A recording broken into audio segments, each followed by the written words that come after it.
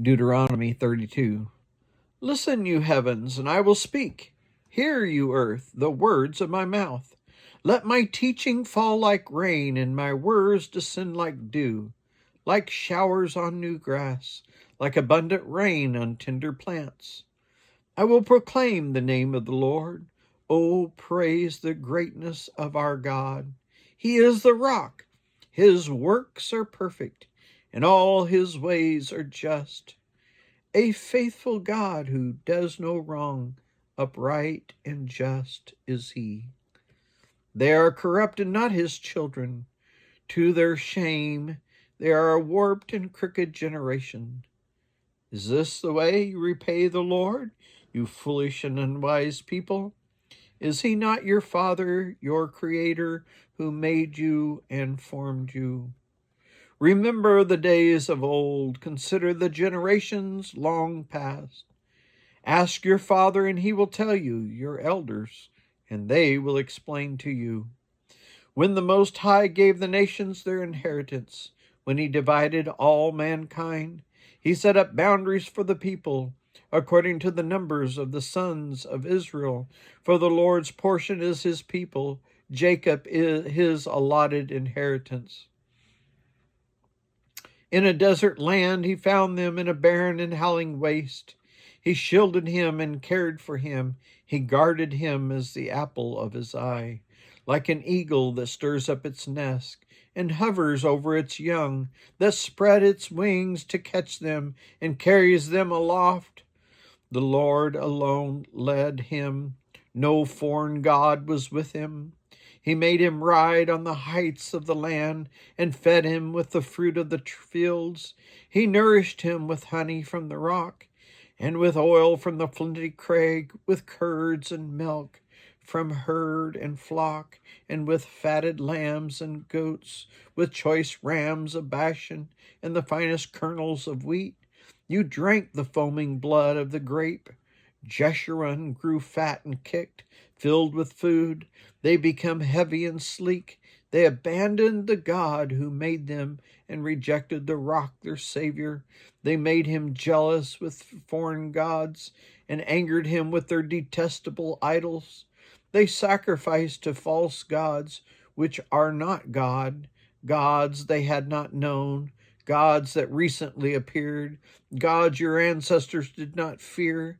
You deserted the rock who fathered you. You forgot the God who gave you birth. The Lord saw this and rejected them, because he was angered by his sons and daughters. I will hide my face from them, he said, and see what their end will be, for they are a perverse generation, children who are unfaithful. They made me jealous by what is no God, and angered me with their worthless idols. I will make them envious by those who are not a people, and I will make them angry by a nation that has no understanding. For a fire will be kindled by my wrath, one that burns down to the realm of the dead below. It will devour the earth and its inhabitants, and set afire the foundations of the mountains. I will heap calamities on them and send my arrows against them. I will send wasting famine against them, consuming pestilence and deadly plague. I will send against them the fangs of wild beasts, the venom of vipers that glide in the dust. In the street the sword will make them childless, in their homes terror will reign. The young men and young women will perish, the infants and those with gray hair. I said I would scatter them and erase their name from human memory, but I dreaded the taunt of the enemy, lest the adversary misunderstand and say, our hand has triumphed. The Lord has not done all this. They are a nation without sense. There is no discernment in them. If only they were wise and would understand this and discern what their end would be. How could one man chase 1,000 or two put 10,000 to flight, unless their rock had sold them, unless the Lord had given them up? For their rock is not like our rock, as even our enemies concede. Their vine comes from the vine of Sodom and from the fields of Gomorrah. Their grapes are filled with poison and their clusters with bitterness. Their wine is the venom of serpents and deadly poison of cobras. Have I not kept this in reserve and sealed it in my vaults? It is mine to avenge, I will repay. In due time their foot will slip. Their day of disaster is near, and their doom rushes upon them. The Lord will vindicate his people and relent concerning his servants.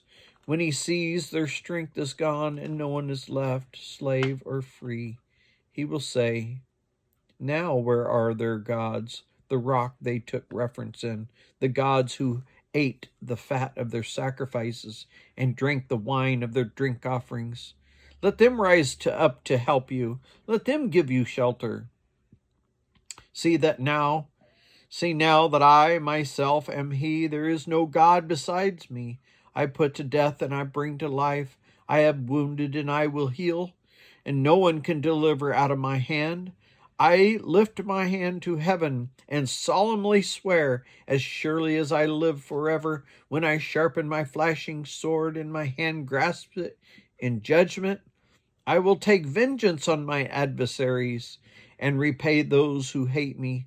I will make my arrows drunk with blood, while my sword devours flesh, the blood of the slain and of the captives and the heads of the enemy leaders. Rejoice, you nations, with his people, for he will avenge the blood of his servants. He will take vengeance on his enemies and make atonement for his land and people. Moses came with Joshua, son of Nun, and spoke all the words of this song in the hearing of the people. When Moses finished reciting all these words to Israel, he said to them, take heart at all the words I have solemnly declared to you this day, so that you may command your children to obey carefully all the words of this law. They are not just idle words for you, they are your life.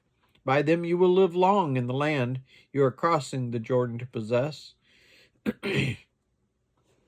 On that same day, the Lord told Moses, go up into the barren ridge to Mount Nebo in Moab, across from Jericho, and view Canaan, the land I am giving the Israelites as their own possession. There on the mountain that you have climbed, you will die and be gathered to your people, just as your brother Aaron died on Mount Hor and was gathered to his people. This is because both of you broke faith with me in the presence of the Israelites at the waters of Meribah, Kadesh, in the desert of Zin, and because you did not uphold my holiness among the Israelites. Therefore you will see the land only from a distance, and you will not enter the land I am giving to the people of Israel.